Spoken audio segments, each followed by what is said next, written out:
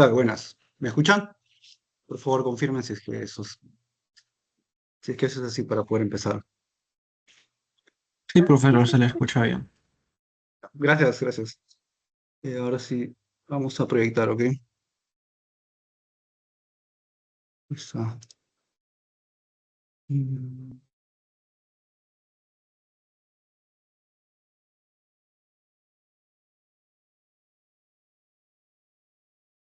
Ok,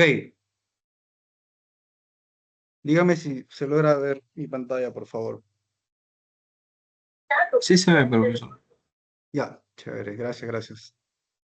¿Qué tal? ¿Cómo están? Bien, vamos a empezar. Hoy tenemos que ver filosofía peruana, después de haber recorrido la filosofía universal de la historia. Ok, ah, entonces tenemos dos preguntas que se hace la filosofía peruana, que son básicamente estas. ¿Cuándo se inicia la filosofía en el Perú? Y si existe una filosofía propia de América. Ok. Hemos visto, por ejemplo, que durante la historia los filósofos se han preguntado ciertas cosas. Por ejemplo, un francés, Descartes, se preguntaba qué puedo conocer con certeza, ¿no? Hume, un inglés, se preguntaba si está justificada la inducción o la causalidad. Kant se preguntaba cómo es posible los juicios sintéticos a priori. Kant, un alemán, o lo que hoy es Alemania. Ah, pero ¿qué se pregunta la filosofía peruana? O sea, ¿qué se preguntan los filósofos de aquí? Que aquí hay personas y supongo que también hay filósofos. Ah, uno de ellos, que es Salazar Bondi, comenzó a hacer este tipo de preguntas, pero sus preguntas son diferentes. O bueno, es el tipo de pregunta que más se ha conocido en la filosofía en el Perú y que se enseña eh, regularmente, ¿no? ¿Cuándo inicia la filosofía en el Perú y Panamérica y si existe una filosofía? Ese es el tipo de pregunta que se enfrenta este filósofo en el Perú, ¿sí? Es la pregunta que vamos a desarrollar. Ok, ¿cuándo se inició la filosofía en el Perú? Recuerda que la filosofía como tal en general empezó en una zona en Grecia, ¿sí? En una isla en Mileto, ciertas circunstancias que describimos en esa clase, pero fue ahí, ¿no? ¿Y en el Perú cuándo empezó? Bueno, para Salazar Bondi, quien es el que da respuesta a eso, para él empezó durante la colonia. Así que antes de la colonia también había eh, hombres, pero no habían desarrollado un pensamiento filosófico. Una de las razones es que no hay evidencia de eso, y la única evidencia que uno puede tener es las escrituras. Y mientras no haya eso, no es posible decir que hay la cosa. Hay intentos por decir que sí existió, y intentos interesantes y muy buenos, pero la lectura general, al menos de esta visión, es que no ha existido tal cosa. Entonces hay una etapa filosófica y una etapa prefilosófica. Y la etapa filosófica es la que más importa, porque es aquella de la que tenemos evidencia, es decir, tenemos sus libros, tenemos sus textos, tenemos todo, para poder escribir esa historia. Entonces empezamos con la primera etapa, que es la etapa escolástica, ¿no? Y donde se da un gran debate muy interesante. Ok, Ginés de Sepúlveda. Recuerden que en esta época de la colonia había un predominio de la filosofía que se desarrollaba en la Universidad San Marcos. Se fundó la Universidad San Marcos y ahí se desarrollaba la filosofía, sobre todo era escolástica. La influencia era de Aristóteles, pero la Aristóteles versión Tomás de Aquino, ¿no? Un seguidor de Aristóteles, para quien la primera causa no era algo indefinido, sino era Dios. Entonces, ese tipo de filosofía llegó al Perú a través de la colonia, pero bueno, perdón, de la colonia española en el Perú. Obras, Ginés Sepúlveda tiene esas obras, ¿no?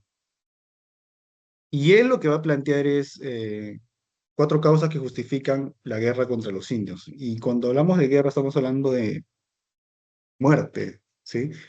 De masacres, porque eso implica una guerra. Entonces, la posición de Ginés Sepúlveda es que la guerra es justa. ¿Cuál es la causa? Bueno, la servidumbre natural de los indios. Los indios son por naturaleza siervos, ¿sí? Hay otras causas más, pero esa es la más importante. Muy bien. Él presenta un argumento de la barbarie, que es el que está acá. Los bárbaros son siervos por naturaleza. ¿Ok? Eso viene de Aristóteles. Eso no lo vimos porque Es un tema menor en Aristóteles en su libro Política. Pero Aristóteles plantea que así como la forma domina a la materia, así como el alma domina el cuerpo, así también por naturaleza, es decir, así viene el mundo hecho, hay hombres que deben ser dominados, y estos hombres son los bárbaros. La primera tesis es, los bárbaros son siervos por naturaleza, de Aristóteles. Una guerra es justa si los bárbaros se rehúsan a ser dominados. Los indios son bárbaros y se rehúsan a ser dominados. Conclusión, la guerra contra los indios es justa. Otra vez, porque los indios son bárbaros, porque se rehúsan a ser dominados. Pero en este debate, Bartolomé de las Casas no está de acuerdo, así que va a rechazar las posturas que plantea Ginés de Sepúlveda y va a presentar un argumento. Pero antes le va a decir a Ginés de Sepúlveda es que lo que está haciendo es meter en un mismo saco a los indios, identificarlos como bárbaros, pero no se ha percatado que Aristóteles distingue cuatro tipos de bárbaros, ¿sí? Hay un bárbaro en sentido estricto, en sentido amplio, ¿sí? Y tenemos esos cuatro tipos. Tenemos un bárbaro que no conoce a Cristo, son los que no conoció a Cristo. Tenemos un bárbaro que no tiene lengua, no tiene un idioma literario para transmitir su conocimiento y por tanto no conocen las cosas. Y los bárbaros en sentido propio y estricto son los que son siervos por naturaleza, los que habla Aristóteles. Entonces Bartolomé dice, un momento, Ginés, hay cuatro tipos de bárbaros. Esa es la versión de Bartolomé de Aristóteles, ¿sí? De lo que entiende él por Aristóteles.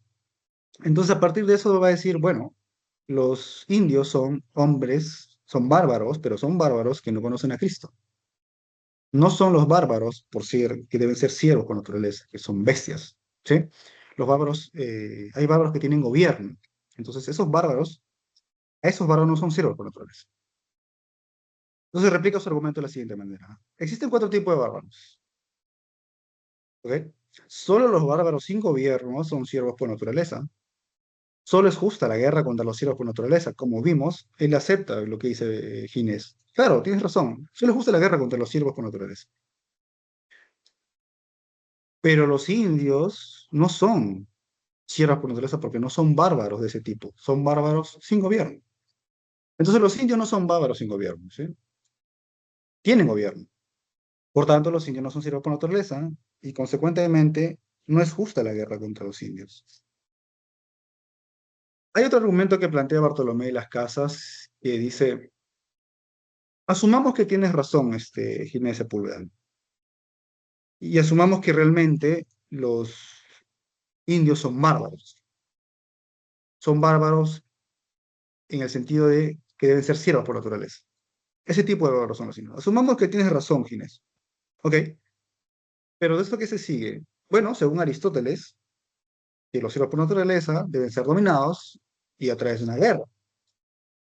Pero Bartolomé dice, ok, eso dice Aristóteles, pero también dice algo Cristo, debes amar a tu prójimo como a ti mismo. Y entre Cristo y Aristóteles, Cristo debe prevalecer, porque Aristóteles era un pagano, ¿sí? Entonces Bartolomé de nuevo dice, ok, sumamos que tienes razón de que los indios son bárbaros, aún así no se justifica, porque tendríamos que hacer caso a Cristo, no a Aristóteles. Y Cristo dice amar a sus hijos. Ok, entonces hagamos eso.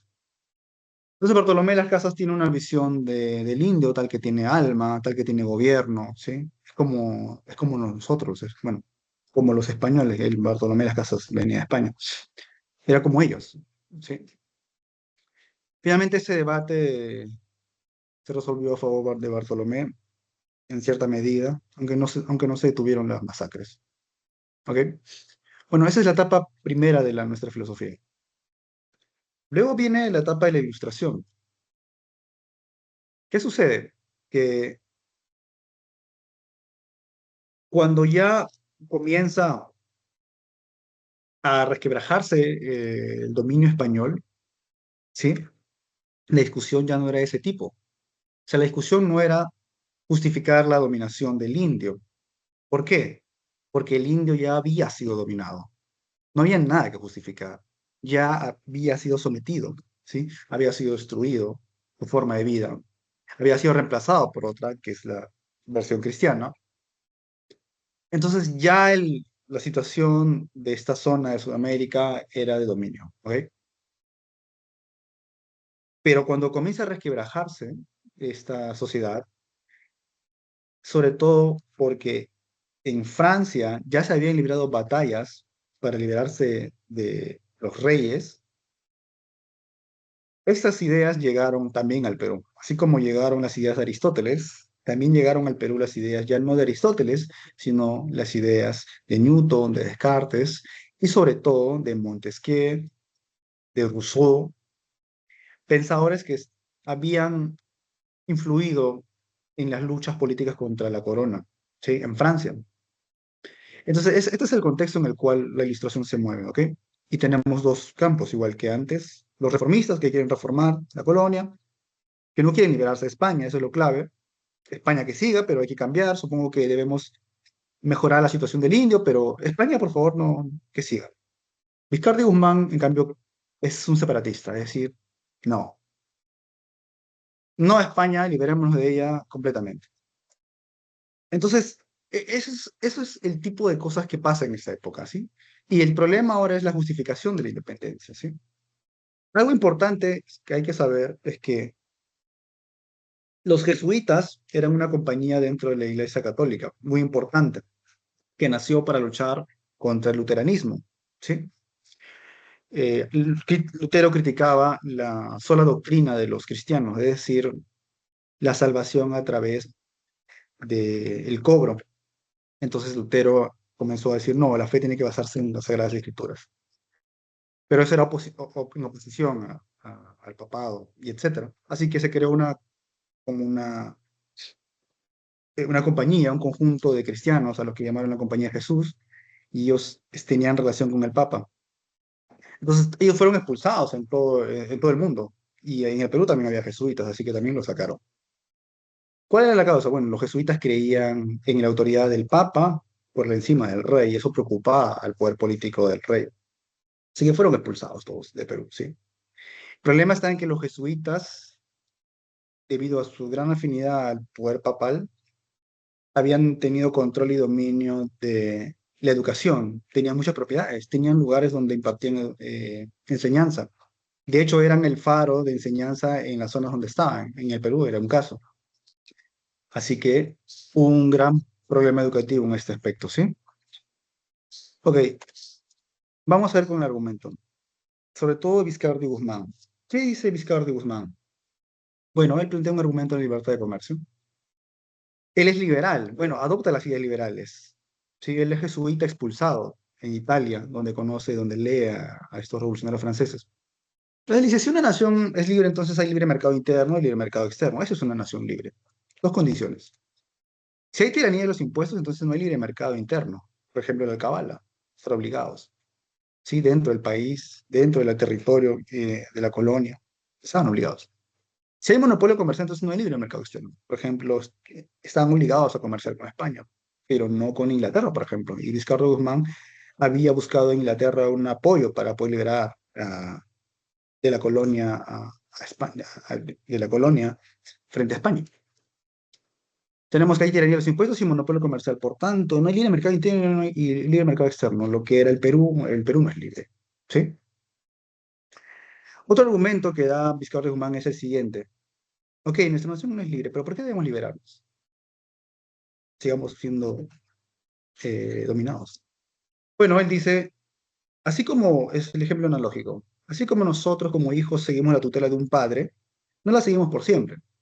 La seguimos hasta que alcanzamos la mayoría de edad y que somos capaces de pensar por nosotros mismos. Recuerden la frase de Kant, sapere aude, piensa por ti mismo. No pienses por los demás, no pienses por lo que piensa tu padre. Piensa por ti mismo.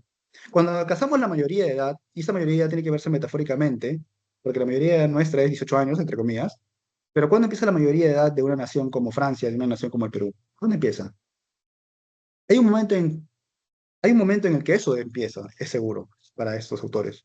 Y en ese momento en el que ya podemos pensar por nosotros mismos, ya no podemos seguir la tutela de nuestro padre. Debemos irnos, dejarnos. Pero ¿qué pasa si el padre, la madre, no quiere soltarnos? No nos deja pensar, no nos deja ser libre. Entonces está justificado a liberarse, incluso por la fuerza.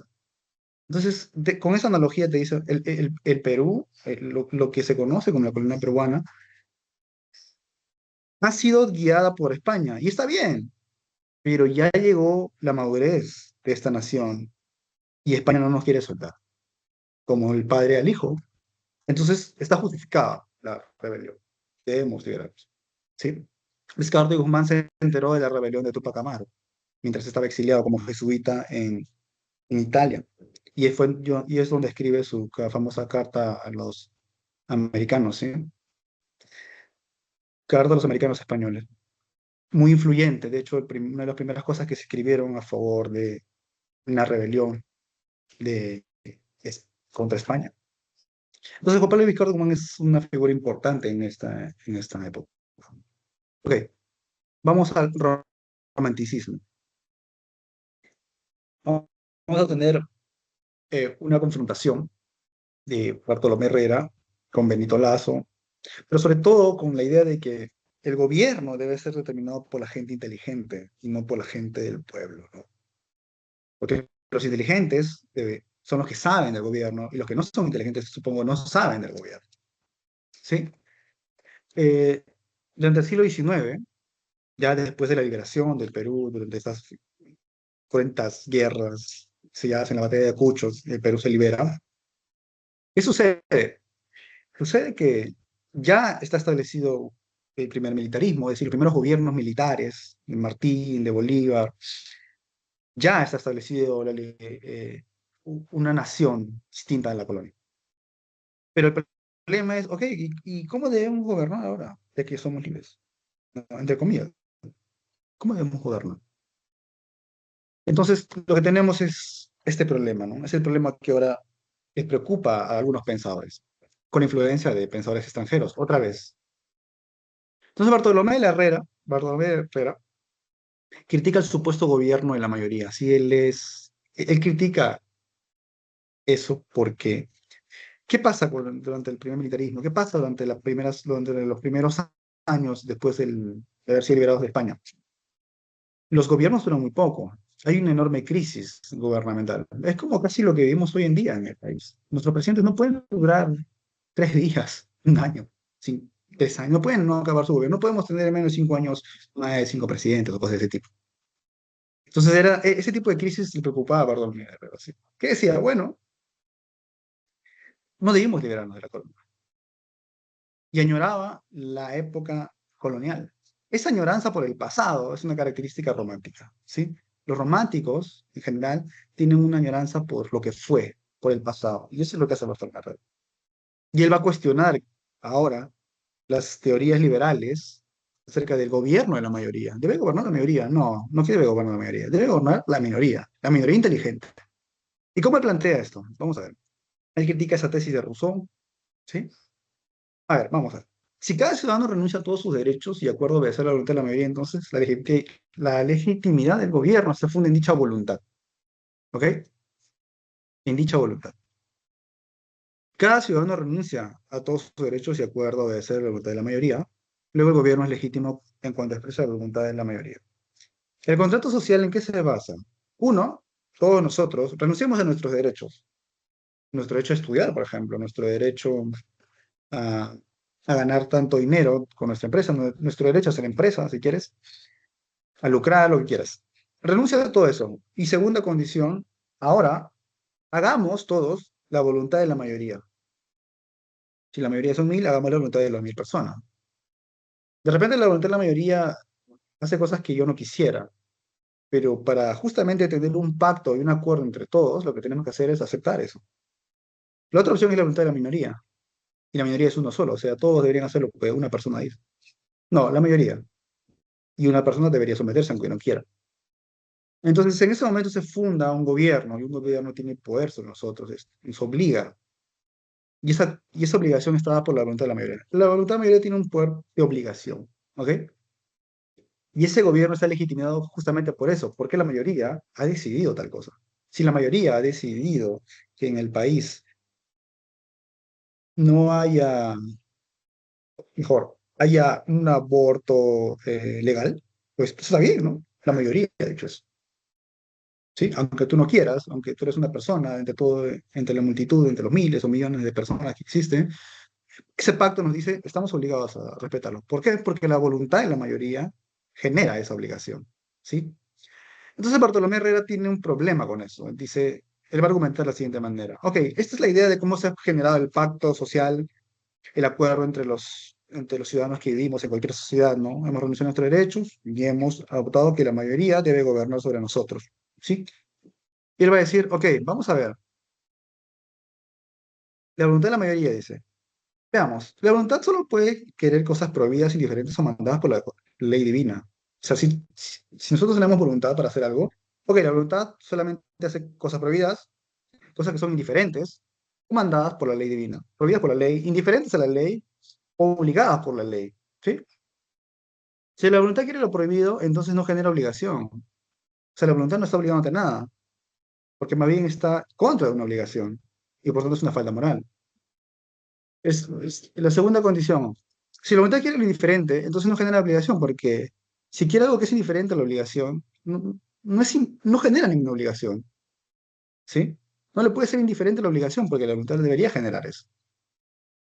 Si la voluntad quiere lo mandado, entonces sí genera una obligación, perdón. No origina una obligación nueva. ¿Por qué? Porque la voluntad está sometiéndose a una obligación, no está creando una obligación. Entonces la voluntad no puede crear obligación alguna. ¿Por qué la voluntad no puede crear obligación alguna? Porque para que cree obligación, ¿qué tiene que pasar? Bueno, no tiene que someterse a una obligación, pero la voluntad hace eso, ¿sí? No tiene que ir contra una obligación, pero la voluntad hace eso. Y no tiene que ser indiferente a la obligación, pero la voluntad hace eso, ¿sí? Por ejemplo, no está obligado en el Perú que se haga tal cosa, bueno, y yo lo hago, ¿no? Mi voluntad es indiferente, ¿sí? No está ni obligada ni desobligada a cumplir tal cosa. Así que normal, pero no genera obligación entonces. ¿Y por qué esto es problemático? Porque si la voluntad no crea obligación, ¿cómo la voluntad de la mayoría va a obligarme a mí a someterme a un gobierno? Y ahí está el asunto. Para que la legitimidad del gobierno se funde en la voluntad de la mayoría, esta voluntad debe ser capaz de crear una obligación de obedecer. Tú no puedes obedecer algo que no te obligan. Si la voluntad va a gobernar sobre nosotros, la voluntad para empezar tiene que obligar, tiene que generar obligación. La voluntad no puede crear obligación, por el primer argumento. No puede crear obligación porque no hace cosas, solo hace cosas prohibidas, indiferentes o obligadas por la ley, curiosamente. Conclusión. La legitimidad del gobierno no puede fundarse en la simple voluntad de la mayoría, ni en la renuncia a los derechos. Sí, eso no es posible. Entonces, Bartolomé Herrera dice, no, el gobierno debe fundarse en la minoría. Eso es lo que dice. ¿Qué tal? ¿Alguna reacción frente a eso, tal vez? ¿O pregunta? Ojo que está definiendo la voluntad en esos tres términos, ¿no? Y uno puede decir, pero de entrada me estás diciendo que la voluntad no crea obligación y estás concluyendo que la voluntad no crea obligación. Esa puede ser una buena respuesta. Tú quieres concluir que la voluntad no crea obligación, lo cual está bien, pero me estás definiendo la voluntad como algo que no crea obligación. Y definitivamente vas a llegar a esa conclusión, porque has definido así la voluntad. Muy bien, pero es lo que tiene en mente Bartolomé. Genial, vamos ahora. Ok, ¿por qué no podemos renunciar a nuestros derechos? Porque todos los derechos que tenemos, como el derecho a existir, a la vida, son preceptos de origen divino o natural. La naturaleza nos ha dado esos derechos. Pero el problema es que si esos derechos son preceptos divinos, naturales, no se puede renunciar legítimamente. Es irrenunciable. Conclusión, nadie puede renunciar a su derecho. Y el problema está en que para que se funde la voluntad de la mayoría, primero hay que renunciar a nuestros derechos y luego la voluntad debe darse. Y no puede hacerse ni la voluntad ni la renuncia a nuestros derechos. Por tanto, el gobierno de la mayoría es imposible, por cualquier lado que lo veas. Genial. Ahora vamos al positivismo.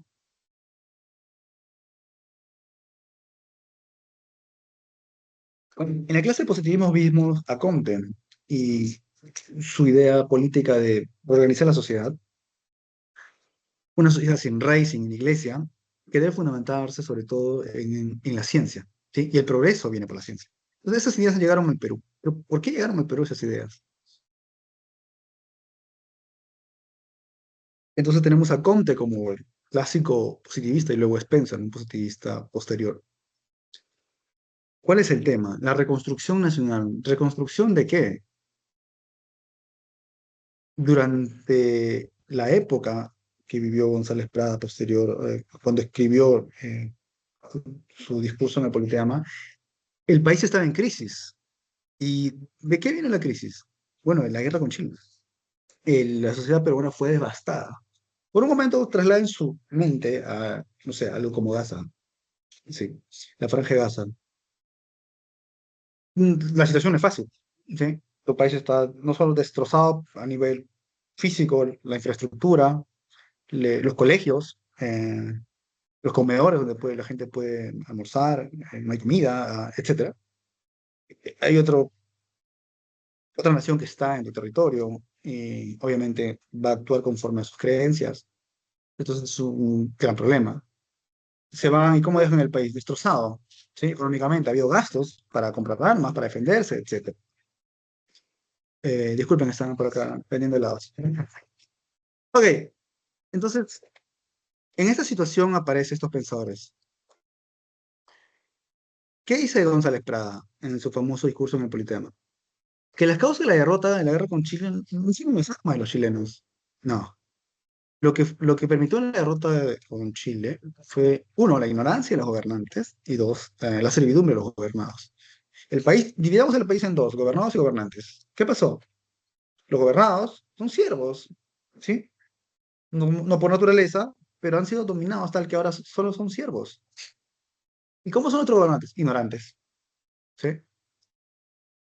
Una ciudad que progresa cuando sale la crisis. Creo que esto es para todos evidente, ¿no?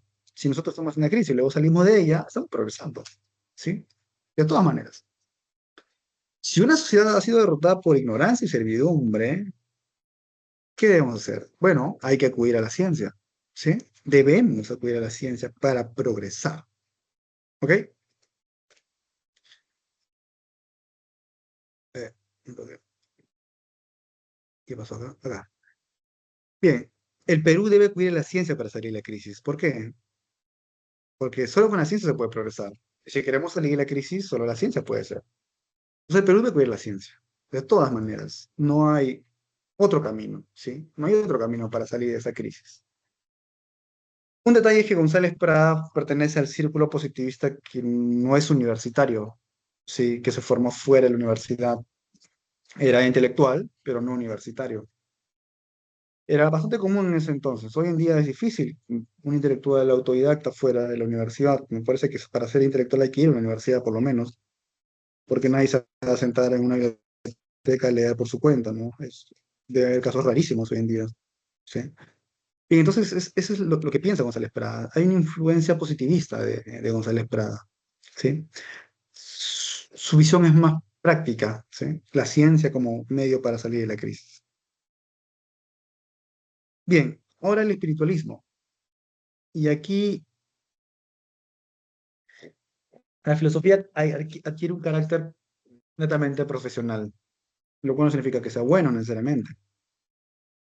Pero los espiritualistas como Alejandro de Ausua reaccionan contra el positivismo y su creencia de la ciencia como medio para el progreso. ¿Sí? Solamente basado en los datos, en los hechos del mundo. El espiritualismo no cree eso, ¿no? El espiritualismo cree que más bien hay una libertad creadora del hombre, ¿sí? Muy bien. Krauss Bergson, espiritualistas, son los influyentes durante esta época. El tema, bueno, es una reacción con el positivismo, es una respuesta al positivismo. Contexto, la República Aristocrática. En esta república, el poder estaba concentrado solo en una minoría, ¿sí? Dos partidos, el civil y la coalición nacional, fueron los vehículos políticos por el cual la República Aristocrática, esas pocas personas que tenían concentrado el poder económico, llegaban a seguir controlando.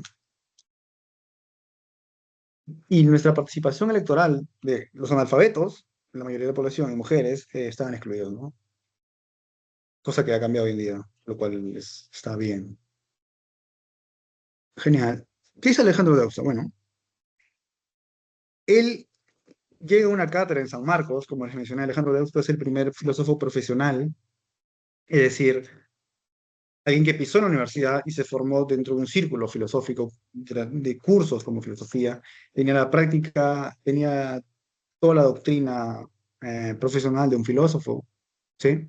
Imagínense los primeros médicos, bueno, ellos no son profesionales médicos, ¿no? Pero los que se han formado en la Facultad de San Fernando, ok, tienen toda la técnica universitaria para dedicarse a la medicina y etcétera. Ok, el Alejandro de Deusto era eso, pero en el nivel filosófico. Él pisó una universidad, llegó a la cátedra de estética, ¿sí? Que trata sobre lo bello, ¿sí? El problema de la estética es lo bello, y Alejandro de Deusto se forma ahí. Entonces, para él la estética es el corazón de su filosofía, ¿sí? ¿Cuál es el valor supremo? Recuerden que el valor es una actitud positiva o negativa hacia algo. Si yo valoro la riqueza, bueno, tengo una actitud positiva hacia la riqueza. Entonces tenemos valores, cosas que tenemos actitudes positivas o negativas, la felicidad, la belleza, el amor, etcétera. Y para de eso era la belleza, ¿no?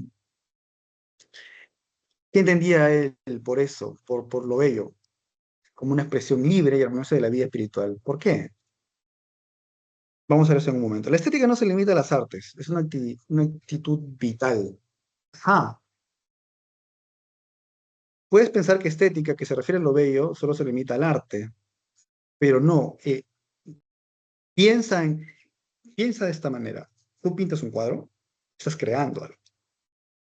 Pero fuera del cuadro, en este mundo real, tú también estás pintando en el mundo, porque estás creando algo en él, ¿sí? Estás creando su belleza. Entonces, tienes una actitud vital. La estética es una actitud vital frente a la vida, no solamente frente a tu cuadro como artista, sino también es parte de nuestra vida en general, ¿sí? Entonces, ¿cómo debemos organizar la sociedad? No en base a la ciencia, no, sino en la libertad creadora que vemos en los artistas cuando pintan. Esa libertad creadora está presente en toda nuestra vida, ¿sí? Esa libertad es la que permite el progreso social. Entonces, la vida auténtica se vive con la creación de belleza. Creamos belleza en el mundo, ¿sí? No solo en nuestro cuadro. Muy bien. La libertad como condición de los valores. Toda actividad que crea valores es esencial al espíritu. Piensen, yo creo un valor. Por ejemplo, hago que la libertad tenga valor hacia mí. Yo hago que en el mundo, ¿qué cosa? Que esa casa, o un ejemplo más rudimentario, tenga valor para mí. Entonces, hay una mente detrás, hay un espíritu que nos gobierna, que está creando eso, ¿sí? Entonces, los valores son algo esencial al espíritu. Son los espíritus los que crean valores en el mundo. La actitud positiva en el mundo frente a ciertas cosas solamente puede ser explicada por un espíritu. ¿Ok? Muy bien. Ahora, ¿cómo crea valores el espíritu? El intermedio entre el espíritu y el valor y decir que esto está bien o esto está mal, está mediada por un concepto, la libertad. ¿Sí? La libertad como creadora de valor. Solo la libertad nos permite crear cosas, ¿sí? La libertad es una creación, ¿sí? Muy bien. Por tanto, el espíritu crea valores y un intermedio entre el espíritu y los valores creados es la libertad, el espíritu no puede crear valores sin libertad.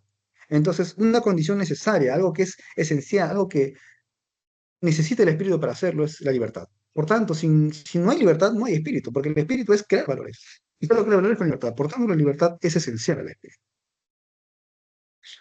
Entonces, la libertad es el valor fundamental. Y no solo la libertad como creación artística, sino que es una libertad que supone más que eso. ¿Ok? No solo libertad política, no solo libertad jurídica, es más que eso, es más profundo, la libertad creadora que tiene el hombre frente al mundo. Muy bien. Y de todas esas libertades, la más importante es la estética. Creamos belleza. ¿Ok? Finalmente, el progreso está intermediado por cuál? Por un espíritu, pero el espíritu, ¿cuál es esencial? La libertad creadora que hacemos en el arte, por ejemplo. Muy bien, eso es lo que tiene Deus Ex Machina. Filosofía social. Vamos a ver ahora a María Tegui. Oh, ok. Influencia, Marx y Lenin. Otra vez, Comte influenció a Alejandro Deusto, ¿no? Pero ahora Mariátegui es influenciado por Marx. Y no solo por Marx, también por Lenin. Lenin también fue influenciado por Marx. En su curso de historia seguramente ya vieron que Lenin hizo una revolución en Rusia, una revolución proletaria, la revolución de los bolcheviques.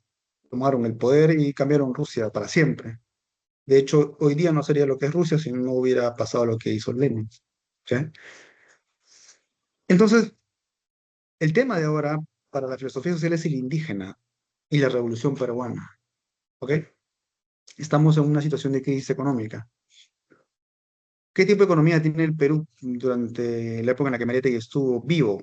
La agroexportación, ¿sí? La exportación de el azúcar, por ejemplo, algodón, material, así como el guano. Pero, ¿qué sucedía? Que no todos se habían beneficiado por esa riqueza. La mayoría de la población era indígena, ¿sí? Y los indígenas estaban marginados, ¿sí? Esclavizados en las zonas rurales. Todavía había un sistema semifeudal. Hoy en día lo que hacemos es recibir un salario por nuestro trabajo, ¿verdad? Nos dan dinero, por ejemplo, no sé, 100 soles, si quieres en efectivo o si quieres por Yape. Pero hay algo que dice 100, que son 100 soles. Antes no se pagaba así, durante la época feudal. Lo que se hacía es, no, toma un producto, te pago a través de tu producción, 1 kilo de arroz. Esa diferencia es crucial para distinguir épocas sociales. El feudalismo se caracteriza por eso, el capitalismo se caracteriza por el salario. Y la época que vive Mariátegui es semifeudal, ¿sí? Todavía había rastros de ese tipo de intercambio de trabajo a través de mercancías, a través de productos. Pero ya está instalándose en el país el capitalismo, es decir, el salario como medio de pago a los trabajadores y no los productos como medio de pago a los trabajadores. Entonces había una mezcla de indígenas que eran campesinos, estaban en la tierra, y también había trabajadores obreros de industrias. Ese tipo de situación es el que vive el Perú. Entonces, habían constantes tensiones políticas, porque la introducción del capitalismo en el Perú generaba que la clase trabajadora sea pauperizada, ¿sí? Su trabajo era con muchas horas y ganaba muy poco por eso. Entonces, había una gran efervescencia en el país por cambios sociales. Además que González Prada y su crítica a las clases dominantes, a la iglesia, habían calado hondo en el país. Entonces había un espíritu de querer cambiar las cosas. Y en ese contexto aparece Mariátegui. Bien, ¿qué hace Mariátegui? Mariátegui, como saben, adapta el marxismo, las ideas de Marx y de Lenin al Perú. Entonces el materialismo histórico es la teoría de Marx, de Engels, y también es la teoría de Lenin, con la cual revolucionó Rusia. ¿Qué hace? Bueno, lo adapta al país. ¿Y qué hace un marxista cuando adapta eso? Bueno, las relaciones económicas son las más importantes, ¿ok? Son las más importantes. Son las que determinan nuestro ser social. Recuerden a Marx. ¿Qué determina nuestra conciencia social? Bueno, la, el ser social. Y el ser social son relaciones económicas, ¿sí? Tú no tienes que, tú puedes creer que no eres un obrero, pero eres un obrero. Tú puedes creer que no estás explotado, pero estás explotado. Tu ser social va a determinar tu conciencia social en la mayoría de los casos, ¿sí? Así que conforme trabajas, es conforme vas a pensar. Si eres alguien que trabaja 12 horas, pues bien, tu pensamiento va a estar acorde a 12 horas. Y uno, vas a querer trabajar menos, o otro, vas a decir, no, está bien que trabajemos 2 horas. Pero tu ser social va a determinar lo que tú vas a pensar acerca de ti mismo, ¿sí? Bien, pero ¿qué pasa? Bueno, en la teoría de Marx está aplicada, Marx cuando escribió sus libros tenía en mente la sociedad inglesa, que era la sociedad capitalista más avanzada de su época. Entonces, Mariátegui sabe que no es la misma sociedad Perú con Inglaterra de aquel entonces. Ya la feudalidad había sido destruida en Inglaterra, pero en el Perú todavía había semifeudalidad. Pero no puede ser un calco y una copia de lo que pasaba. Y en el Perú que hay un problema predominantemente agrario. Es decir, Marx no se enfrentaba a eso porque ya el capitalismo había controlado la zona agrícola, pero en el Perú no era así. Entonces, Mariátegui, a pesar de que era marxista y era leninista, tuvo que adaptar esas ideas a la situación concreta del país, a lo que vivía el Perú, a diferencia de Inglaterra o Rusia o Alemania. Entonces, había que hacer una versión diferente de ese marxismo. Ah, el problema agrario como núcleo. ¿Cuál es el problema central? De su tesis marxista es la cuestión de la tierra. Los campesinos no son dueños de la tierra. Trabajan en ella, sí, pero no son dueños. Ni tampoco nada de lo que producen. Es una tesis marxista. Hacer que los obreros. Tú vas a una fábrica, produce, no sé, 100 escobas, ni una te vas a ir a tu casa para barrerlo. ¿Sí? O estás en China produciendo zapatos, ni una te llevas a tu casa, le pertenecen a ti. Pero está bien que le pertenezcan, ok, pero Marx descubre que lo que se le paga al obrero es completamente menor a lo que ha producido. Y en una sociedad diferente podría pagársele todo eso. Entonces, para Marx hay un robo que hace el empresario con respecto al obrero.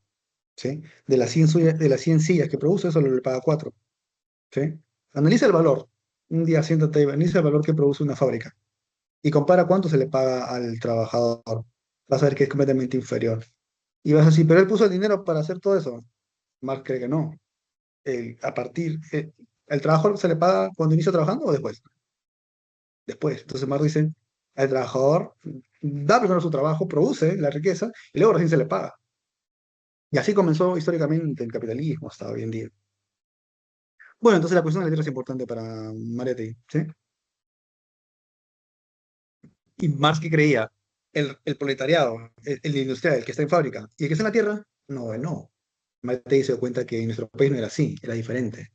Así que es su gran diferencia con Marx, ¿sí? Él sigue a Marx, pero dice, ok, acá tenemos que hacer estos ajustes. Eso es lo interesante, Mariette. De hecho, por eso Mariette es el marxista y intelectual más importante de toda Latinoamérica en esta época. Sí, el marxista más importante en toda Argentina, a todos superó. Es algo curioso. Muy bien. Socialismo y revolución. Por tanto, el socialismo tiene que ser adaptado a nuestra realidad latinoamericana. No puede ser como en Rusia, como tomó Lenin. No puede ser una imitación. ¿Sí? ¿Quiénes tienen que participar? Ya no solo el obrero que está en la fábrica, los campesinos, los que están en la tierra trabajando con su plato, su palo. Ellos tienen que también ser parte de la revolución. ¿Por qué? Porque ya describí que la sociedad tiene este componente de indígenas que no tienen tierra. Solo con ellos se puede hacer la revolución. El proyecto político tiene que incluirse a ellos, no como en Rusia, no como en otro país que pudo haber estado la revolución como Alemania, que nunca se dio. Curiosamente, la tierra de más no se dio. Entonces, la revolución es cultural y económica, ¿ok? No solo política. Es decir, para cambiar la situación política no tengo que votar por un nuevo presidente, no, no, no, no. Sácalos a todos ellos del tablero, agarra el tablero y tíralo. Y más, quema el tablero y construye tu tablero. Esa es la idea de Mariette. Genial. Hasta entonces, esta es lo que ha pasado, un recorrido muy rápido de la filosofía en el Perú. Ahora la pregunta es, ¿existe una filosofía propia de América? ¿Y podríamos ser capaces de generar filosofía propia? ¿Por qué hicimos todo el recorrido anterior? Augusto Salazar Bondi, quien describe estas dos preguntas y plantea que la filosofía nació en el Perú, describe todo este desarrollo buscando que, voy a ver cómo ha sido la filosofía en América y en el Perú para decir y caracterizarla, uno, si es filosofía auténtica o si es filosofía que no es auténtica, no es original. Entonces, por eso tengo que estudiar toda la historia de la filosofía del Perú. Entonces, al azar tenemos como tres preguntas relacionadas. Una descriptiva, o sea, ¿cómo ha sido la filosofía hispanoamericana, peruana? Y ahí vas a responder, ¿no ha sido original o inauténtica? Otra relacionada es, ok, ¿cómo debería ser la filosofía hispanoamericana o peruana si quiere ser auténtica? ¿Ok? Y lo otro es, los filósofos han tenido conceptos, ser, naturaleza, leyes, causalidad, pero hay un concepto, lo hispanoamericano. ¿Ese concepto hispanoamericano puede ser un concepto de la filosofía en Hispanoamérica? Esa también es otra pregunta. Entonces, ¿qué va a descubrir en todo este recorrido histórico Salazar Bondi? Va a descubrir que a la pregunta, ¿cómo ha sido la historia de la filosofía? ¿Cómo ha sido la filosofía en Hispanoamérica del Perú? Ojo, en el Perú, no peruana ni del Perú, en el Perú, la filosofía ha tenido estas cuatro características, todas ellas más interesantes, que nos va a servir para lo siguiente. Unidad histórica y paralelismo en su desarrollo. Influencias extranjeras en filosofía hispanoamericana. ¿Qué significa unidad histórica y paralelismo en su desarrollo? Bueno, que si tomas al Perú, su evolución histórica es similar a la evolución de Argentina, de México, Uruguay. El desarrollo de la filosofía en esos países es similar al Perú también. El Perú es similar a todos los demás países y los demás países son similares al Perú. Hay un paralelismo entre ellos. Entonces, ¿qué podemos decir? Que así como en el Perú hubo Colón, Ilustración, Emancipación, Positivismo, etcétera, de forma muy similar, ojo, no idéntica, no idéntica, similar, se ha sucedido en los periodos filosóficos en esos países también, en toda Hispanoamérica. Colonia, Ilustración, Emancipación, etcétera. Por otro lado, tenemos influencias culturales semejantes, o sea, lo mismo. ¿Quién influenció en la colonia? Aristóteles, la versión de Tomás de Aristóteles, eso también en Perú, en Argentina, en Chile, en Colombia. Y como ha tenido esas mismas influencias, también ha tenido los mismos productos culturales, ¿no? Filosóficos. Unidad, ¿no? ¿Eso qué hace? Parece que Perú, Argentina, todos esos países que conforman Hispanoamérica son uno solo, son un bloque. ¿Por qué? Porque es como un bebito que se desarrolla por etapas. Ese tipo de cosas es Hispanoamérica, es una cosa sola, ¿sí? No son varias, es un producto integrado, único, que tiene el mismo desarrollo. La única explicación es eso, es un fenómeno único, Hispanoamérica, donde está el Perú adentro, obviamente. Genial. Esto también es importante. Influencias extranjeras en la filosofía hispanoamericana. El pensamiento hispanoamericano ha estado marcado, ¿sí? Por cuatro influencias nacionales. Primero, la española, sí, que vino a España. Obviamente, la española tenía la filosofía griega, ¿no? La filosofía tomista. Pero es en España donde se crea esta versión que llega al Perú. Entonces tiene influencia de España, la inglesa y anglosajona. Inglesa está John Locke, ¿sí? Está David Hume. Francesa está Montesquieu, Rousseau. Alemana, Marx, etcétera. Si te fijas, todos ellos han estado como influencia en la historia de la filosofía en el Perú. Es lo que Salazar Bondi ha descubierto. Y hay un doble paralelismo, ¿por qué? Porque el proceso seguido para cualquier hispanoamericano, para cualquier país, es tal que es similar al resto de Hispanoamérica. Eso lo hemos visto hace un rato. ¿Por qué? El proceso es semejante y las influencias son semejantes. Aristóteles influenciando el debate de Valladolid, ¿sí?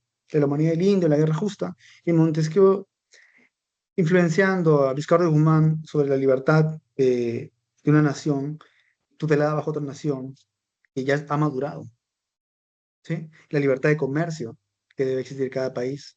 Entonces, tenemos eso en nuestra historia de la filosofía que hemos visto. Y por otro lado, ¿qué sucede? Que los cambios producidos en esta zona que se ha hecho filosofía, en esta zona del Perú, en esta zona de Hispanoamérica, corresponden a los cambios producidos en la filosofía extranjera, filosofía occidente, es decir, Europa. Cuando hablamos de Occidente, pensemos en Europa.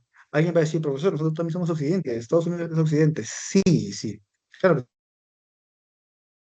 Y eso es interesante para después.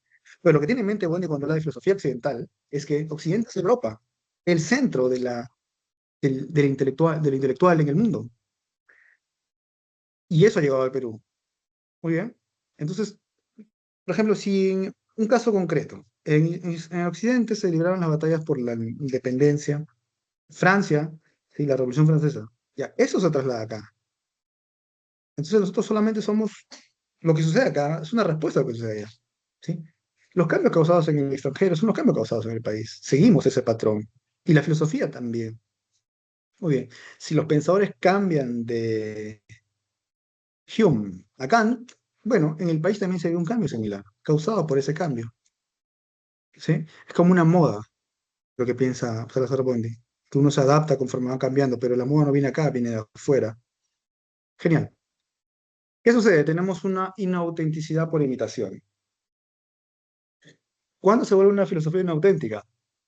Cuando copia doctrinas foráneas. Check a eso. Perú ha hecho eso. Cuando adopta categorías que no nacen en la propia historia. Por ejemplo, una categoría barbarie. Barbarie, eso es una categoría de Aristóteles que dominó España, pero no es una categoría que nace en el Perú. Hemos adoptado esa categoría. La filosofía que se hizo acá adoptó esa categoría. Pero es una categoría extraña. Muy bien, no logra expresar la experiencia vital de la comunidad. Logra, el debate a Valladolid logra expresar la experiencia del imperio incaico o de las culturas precolombinas previo a la llegada de Colón. No, ¿sí? Son cultura española, cultura extranjera. Entonces, La filosofía hispanoamericana es copia de doctrinas foráneas y adopta categorías extranjeras. Y dado que una filosofía inauténtica se vuelve cuando hace A y hace B, y nuestra filosofía en Hispanoamérica hace A y hace B, entonces la filosofía en Hispanoamérica es inauténtica. ¿Tenemos una filosofía auténtica? La respuesta es no. Salazar Boni cree que no tenemos una filosofía auténtica, dado todo el recorrido histórico que nos lleva a este argumento. ¿Y cuál es la causa de eso? Bueno, es estructural. Tenemos un subdesarrollo, dependencia y dominación, ¿sí? Nuestro desarrollo es lento comparado a otros países. Fíjense en nuestro tren, nuestro medio de transporte, uno de los más rápidos, después de 40 años, creo. Y solo tenemos una línea que se está colapsando. Mientras Chile, mira, Chile nomás que ha costado. Imagínate, te vas a Inglaterra, donde son los reyes del ferrocarril y los que iniciaron todo esto. Ah, estamos completamente subdesarrollados, estamos atrasadísimos. Por eso todo eso llega a nosotros, nosotros no creamos nada. Dependencia, dependemos de Estados Unidos ahora, dependemos de China también. Ellos nos compran, ¿sí? El PBI se basa en lo que ellos compren o no. Si suben los aranceles, bueno, es un problema para nosotros. Dominados, hacemos lo que ellos piden que hagamos, en la educación, por ejemplo, etcétera. Entonces, Panamérica es un tercer mundo, ¿sí? Primer mundo, Europa, Estados Unidos, somos tercer mundo, ni siquiera segundo. Entonces, países como tercer mundo tienen una economía deprimida, la nuestra, dependencia estructural, falta de integración social, estamos divididos, el país está dividido. Somos subordinados a potencias en España, Inglaterra y ahora Estados Unidos. Ese es el proceso de nuestra vida como país. Es lo que quiere Sorbonne. Argumento de la dominación. La filosofía en Hispanoamérica ha sido filosofía occidental de introducción en Hispanoamérica. Tú cuando dices filosofía en Hispanoamérica, esa es filosofía occidental introducida en Hispanoamérica. ¿Y qué es eso? Es una filosofía de la dominación. Cuando se introdujo la filosofía aquí al Perú, que vino a España, ¿para qué fue? Para dominar. Ni Bartolomé Las ni Ginés Sepúlveda, ambos estaban a favor de la evangelización, solo que por medios violentos y por medios humanos. Era una filosofía de la dominación. Nuestra filosofía, por tanto, ¿qué es? Será una filosofía de la dominación. Esa es nuestra filosofía. Pero nosotros lo dominamos. ¿Cómo vamos a tener una filosofía de la dominación? No es una filosofía auténtica. El argumento de la liberación. Una nación dominada es condición necesaria ¿para qué? Para una filosofía de la dominación. Si no hay una nación dominada, entonces no habrá una filosofía de la dominación. La filosofía en Hispanoamérica no será una filosofía de la dominación si Hispanoamérica no deja de ser dominada. Tenemos que dejar de ser dominadas para dejar de tener una filosofía de la dominación. Y cuando tengamos una filosofía que no es de la dominación, tenemos una filosofía auténtica. Claro que sí. Esa es la idea que tiene Boy. Entonces, ¿la autenticidad filosófica es posible? Sí, él diría que no. Es posible, no ahora, ¿no? Pero tenemos que superar el subdesarrollo y la dependencia económica que tiene el país. Y acá viene lo interesante. Entonces, cuando recién superemos esa dependencia económica, etcétera, recién la filosofía será auténtica. No necesariamente así. ¿Qué pasa? Pensar en la superación, en estos dos tipos de superación, es algo auténtico, porque nadie ha pensado en superar eso. Estamos dominados y estamos pensando en superar eso. Ok, eso es auténtico. ¿Sí? Nadie ha pensado en superar eso en otras partes, no de esta forma. Una filosofía que piensa superar la dependencia y superar el subdesarrollo con el motivo de crear filosofía auténtica, es auténtica también. No tiene diferencia. Una filosofía auténtica se crea cuando superas el subdesarrollo y la dependencia, ¿ok? Pero ¿qué pasa cuando una filosofía piensa en su desarrollo y la dependencia como medios que debemos superar para lograr una filosofía auténtica? Esa filosofía ya es el primer paso para hacer la filosofía auténtica. Entonces, el primer paso de la filosofía auténtica es aquella que piensa cómo superar este subdesarrollo y dependencia para lograr la filosofía auténtica. Ese es el primer inicio de la filosofía auténtica en el Perú. Entonces, será un día cuando empieza a pensar en su liberación. Esa es la idea, ¿no? ¿Es posible? Sí, pero empezando por cómo superar esto. Bien, pero en el debate aparece Leopoldo Sea, y a mí me parece muy interesante eso. De hecho, tengo mucha convergencia con lo que él piensa. Si te acuerdas en varios puntos, no en todos, pero al menos en algunos sí. ¿Qué es esto que me parece interesante? Algún griego, alemán, y etcétera, Kant, etcétera, se preguntaban, oye, ¿lo que yo estoy haciendo es filosofía?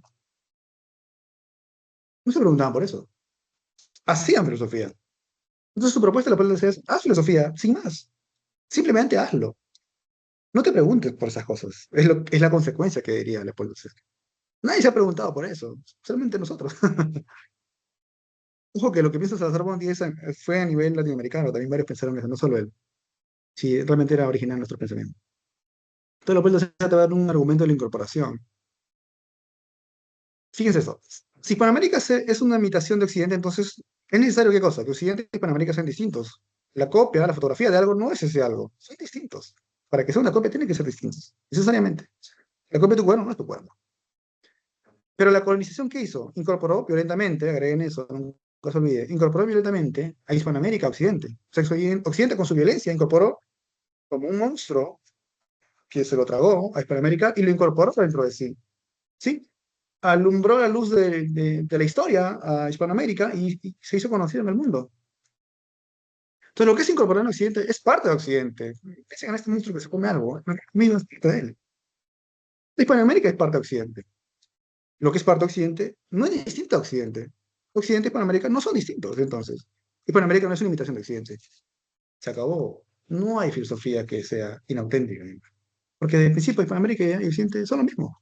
Bueno, lo que querés después sea. El problema de la humanidad. ¿Y cómo así es auténtica? Fíjate en el primer problema filosófico. El problema de la humanidad es un problema genuinamente filosófico. Claro que sí. ¿Por qué? ¿Qué es humano? Aristóteles dirá animal racional y político. Esa pregunta es filosófica, es legítimamente filosófica y es auténtica. Nadie va a dudar de eso. Cuando Occidente incorporó violentamente a Hispanoamérica, se preguntó por el problema de la humanidad de los indios. Claro. ¿Son los humanos indios? ¿Son bárbaros? ¿Qué es humano? Aristóteles y los filósofos piensan, ¿qué es humano? O los alemanes, si quieres. Si hay griegos, hay romanos, peruanos, negros blancos, pero también hay indios. Ah, mira, como parte de la pregunta, los indios están involucrados entonces. Pero América no es distinta de Occidente, otra vez. América no se pregunta por la humanidad del hombre. América se preguntó por un problema genuinamente filosófico, entonces. Y además, no es distinto a Occidente. Fin del debate, Leopoldo, bueno, fin del debate en esa diapositiva, pero Leopoldo se cree eso. Sí cree que hay filosofía. Genial. Esto ha sido todo por ahora, muchachos. Espero que les haya servido esta clase. Vamos a resolver algunas preguntas brevemente, ¿sí? Todos en su boletín, por favor. Vamos a ver rapidito. Ok, seguimos. Vamos a ver. Se acaba. Pregunta número uno. Pueden prender su micrófono. Espero que sigan ahí. Pregunta uno.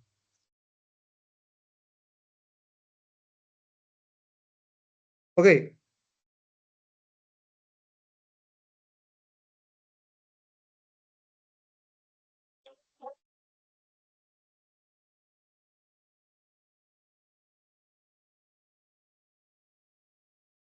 ¿qué pasa si aceptamos que hubo filosofía antes de que llegue Pizarro?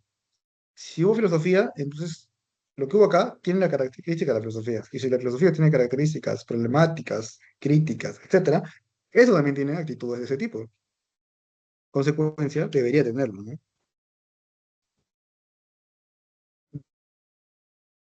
Be- Besito.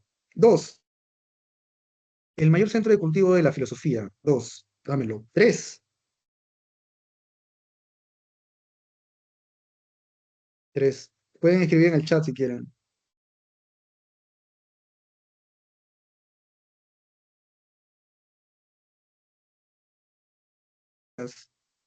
Sí. Tres a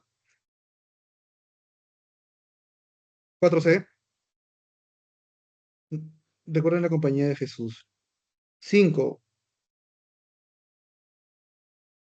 cinco e 6, seis b 7A y 8C.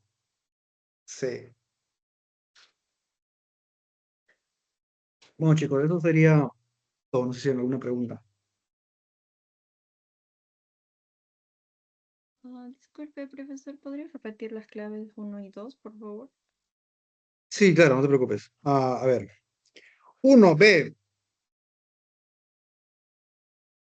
2D, San Marcos Ah, como uno de los gracias. centros más importantes. Sí. Si tienen alguna, a ver, chiquito nomás, ¿por qué la uno es una clave? Ok. Si F tiene características